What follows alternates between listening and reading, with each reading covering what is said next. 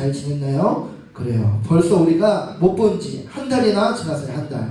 8월 넷째 주부터 8월 넷째 주부터 못 봤는데 이제는 9월 셋째 주, 다음 주는 9월 넷째 주, 거의 한 달을 우리가 못 봤어요. 얼굴은 못 보지만 다들 잘 지낼 거라 믿습니다. 이럴 때일수록 우리 친구들과 우리 선생님들이 말씀을 더 보고 더 하나님께 기도하여 믿음을 잃지 않고 믿음을 지키는 우리 친구들, 우리 선생님들 되기를 소망합니다. 오늘 말씀 제목은 소망이 없어 보여도, 오늘 말씀 제목은 소망이 없어 보여도 라고 말씀을 전합니다. 현재 세상 곳곳에는 어떤 일이 일어나냐면 기근과 재난과 질병과 아주 고통의 소식을 들려오고 있다는 거예요. 전사님이 얼마 전에 뉴스를 봤어요. 뉴스를 보니까 어떤 소식이 있냐면 미국 서부에 아주 큰 대형 산불이 났다는 거예요. 이 산불은 쉽게 이 불길이 잡히지 않아 이 소방대원들이 막 투입되어서 막 불을 끄는데도 불이 꺼지지가 않아 막 소방대원들도 지쳐있고, 뿐만 아니라 인명피해가 났다는 거예요. 인명피해. 몇 명이 났냐면 35명 이상의 인명피해가 났다는 거예요. 사람이 죽거나 사람이 다치거나. 또한 지금 어떤 제일 큰 이슈가 있는데 그것이 무엇일까요? 바로 코로나예요. 코로나. 전 세계에 코로나가 퍼져서 많은 사람들이 그 코로나에 걸려서 고통을 받고 있고, 어떤 사람들은 결국에는 그 코로나로 인해서 죽음을 맞이했다는 거예요. 우리나라도 지금까지 계속 많은 사람들이 코로나에 감염되고 또한 그 감염되어서 고통을 받고 있다는 거예요. 뿐만 아니라 그 코로나 때문에 많은 사람들이 죽게 되었다는 거예요. 오늘 우리가 예배를 드리면서 또 문자가 날라왔어요. 어느 확진자 이렇게 떴다라는 거. 하여튼 우리가 지금까지 계속해서 확진자가 늘고 코로나로 인해서 많은 사람들이 고통을 받고 있다는 겁니다. 이처럼 이런 소식, 이런 재난, 이런 질병, 이런 기근, 이런 소식을 듣게 된다면 우리 친구들과 우리 선생님들은 어떤 생각이 드시나요?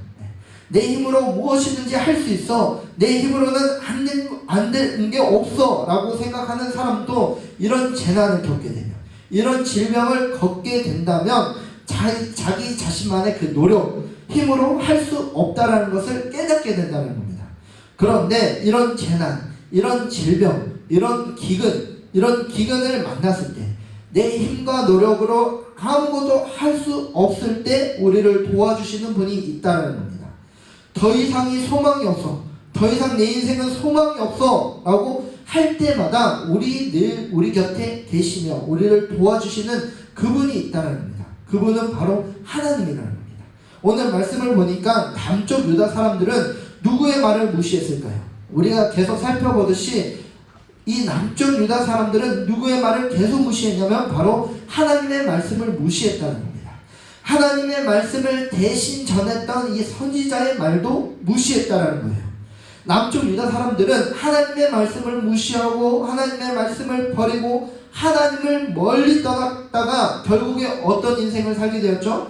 바벨론이라는 이 나라의 포로로 끌려가게 되었다는 거예요. 아주 비참한 인생을 살게 된다는 겁니다. 한때 아주 평안했던, 아주 부유했고 아주 먹고 살기 아주 좋았던 사람들이 한순간에 나라도 잃어버리고 한순간에 낯선 다른 땅에 가서, 이 다른 나라에 가서 잡혀와서 아주 불쌍한 인생, 아주 처절한 인생을 살게 되었다는 거예요. 그러다 어느 날 하나님께서 이 권능과 능력이 임하셔서 누구에게 찾아가냐면 에스겔이라는 이 선지자에게 찾아갑니다. 이 에스겔 선지자에게 찾아가서 이 에스겔 선지자를 어떻게 하냐면 이 골짜기로 데려가요. 이 골짜기. 그 골짜기를 데리고 가셨는데 그곳이 어떤 곳이었을까요? 우리 1절 말씀 한번 읽어봅시다.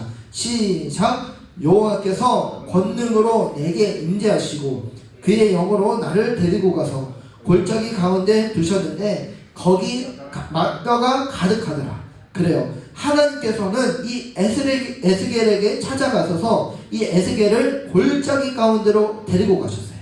그런데 이 골짜기 가운데 무엇이 가득했을까요? 오늘 말씀을 보니까 마른 뼈가 가득했다는 거예요. 이 골짜기 안에 뭐가 가득했냐면 마른 뼈가, 죽은 사람들의 뼈가 가득했다는 겁니다. 이 마른 뼈들은 누구를 의미하냐면 이 바벨론에 포로된 이스라엘 백성들을 의미하고 이스라엘 백성들을 뜻한다는 거예요. 그래요. 한때 부유했고 한때 평안했던 이 이스라엘 백성들, 이 남쪽 유다 백성들, 이제는 바벨론의 포로로 끌려가서 소망이 없이 죽은 사람처럼 되었다는 것을 보여주고 있다는 거예요. 이 남쪽 유다 사람들은 이제 소망이 없어 보였어요. 아, 나 이제 죽었구나. 나에게 이제 소망이 없구나. 라고 했을 때 하나님은 무엇을 보여주셨냐면 바로 마른 뼈를 보여주셨다는 거예요. 하나님께서는 에스겔을 해골, 이 죽은 뼈가 가득한 골짜기로 인도하셨고, 하나님은 에스겔에게 이렇게 물어보시는데, 우리 다 같이 3절 말씀을 우리 PPT 보면서 읽어보도록 하겠습니다. 시작. 그가 내게 이르시되 인자야 이 뼈들이 능히 살 수 있겠느냐. 그래요. 이 질문에 에스겔은 이렇게 대답을 하는 거예요. 그것은 하나님만이 하시는 일입니다 라고 고백을 한 거예요. 하나님께서는 에스겔에게, 이 죽은 뼈들에게 하나님의 말씀을 대신하여 말씀하셨는데, 다같이 우리 5절 6절 말씀 한번 읽어봅시다. 시작. 주 여호와께서 이 뼈들에게 이같이 말씀하시기를 내가 생기를 너희에게 들어가게 하리니 너희가 살아나리라. 너희 위에 힘줄을 주고 살을 입히고 가죽으로 덮고 너희 속에 생기를 넣으리니 너희가 살아나리라. 또 내가 여호와인 줄 너희가 알리라 하셨도다 하라. 그래요. 에스겔은 하나님의 말씀을 대신해서 대언해서 이렇게 말을 하는 거예요. 마른 뼈들아, 여호와의 말씀을 들으라. 내가 너희 속에 생기를 불어넣으면 너희가 살아날 것이다. 내가 너희에게 힘줄을 붙이고 살을 입히며 가죽으로 덮을 것이다. 그리고 내 속에 생기를 부어 넣을 것이니 너희가 살아날 것이다.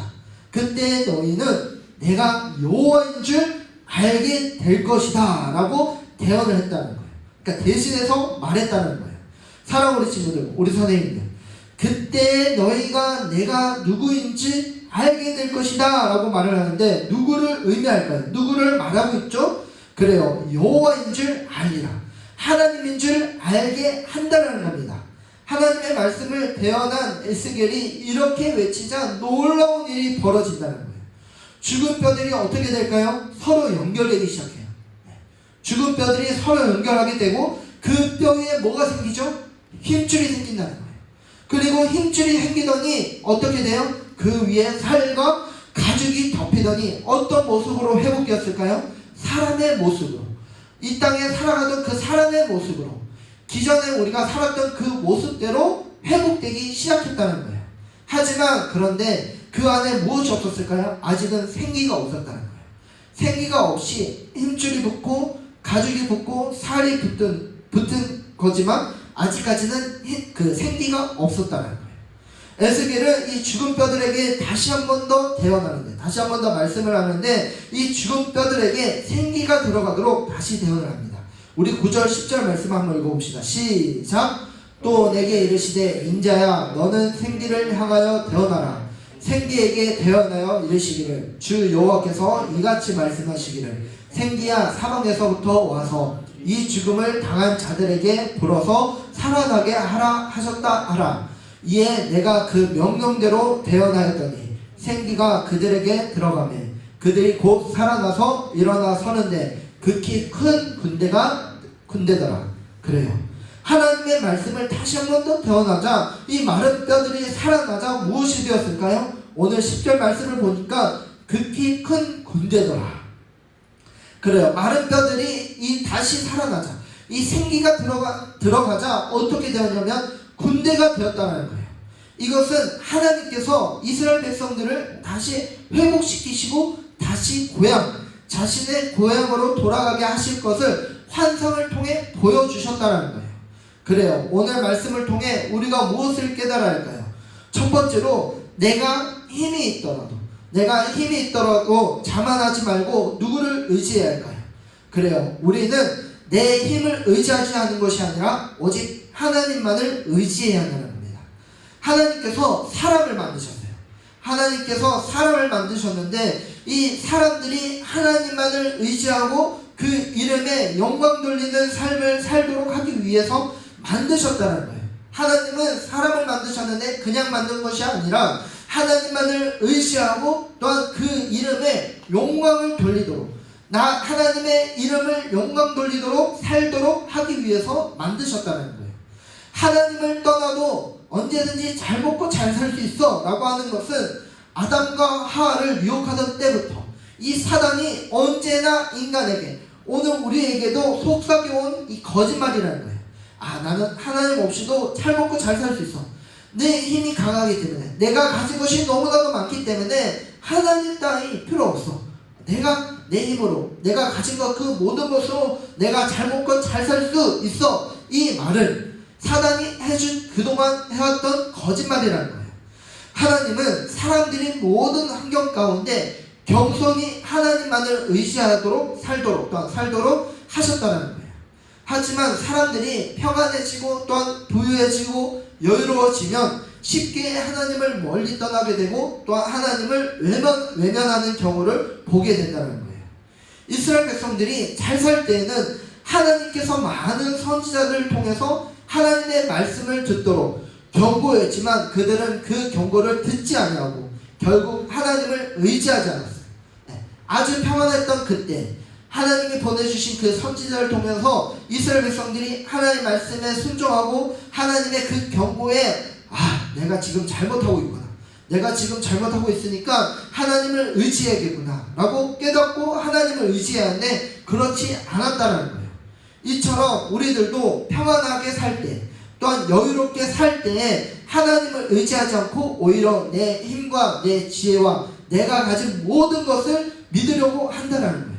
하지만 내 힘과 내 지혜와 내 능력이 있다고 자만하지 않고 누구를 의지해야 하냐면 바로 하나님을 의지해야 한다는 겁니다.